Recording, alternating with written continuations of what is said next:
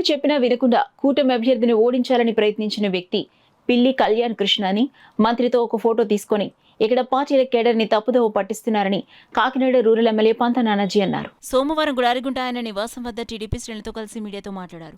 ఈ విషయంపై తెలుగుదేశం పార్టీ అధిష్టానం దృష్టికి తీసుకెళ్తామని ఆయన పేర్కొన్నారు. ఈ కార్యక్రమంలో తెలుగుదేశం పార్టీ నాయకులు, కార్యకర్తలు తదితరులు పాల్గొన్నారు. ఛాలెంజ్ చేసుకుంటూ మమ్మల్ని దుష్ప్రచారాలు చేస్తాము కదా, నోట్లు ఈ ఫంక్షన్ హాల్ దగ్గర నుంచి డైరెక్ట్గా నోట్లు పంచడం, అదే పోలింగ్ రోజు డైరెక్ట్గా నోట్లు పంచడం. అటువంటి వ్యక్తులు ఇవాళ మేము తెలుగుదేశం నాయకులు, ఈ కూటమిలో మేము సభ్యులు తెలుగుదేశం నాయకులు అని చెప్పి బ్యానర్లు కట్టుకుంటా వెళ్తుంటే కార్యకర్తలు, నాయకులకి కూడా అందరికీ కూడా కొంచెం మనసు బాధ కలుగుతాం. ఎందుకంటే తల్లిదండ్రులు చెప్పినప్పటికీ కూడా వాళ్ళు వినకుండా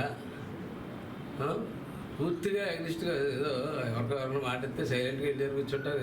అలా కాకుండా పూర్తిగా నన్ను ఎలాగైనా సరే ఇక్కడ కూటమి అభ్యర్థిని ఓడించాలని కంకణం కట్టుకు తిరిగినటువంటి వ్యక్తి ఈవేళ నేను తెలుగుదేశం అని చెప్పడానికి బాధాకరమైన అంశం. వారిని పెద్దలు అందరించుకుంటారు భావిస్తూ ఉన్నాను. అలాగే తెలుగుదేశం పార్టీ దృష్టిలో కూడా తీసుకెళ్తా ఉన్నాను.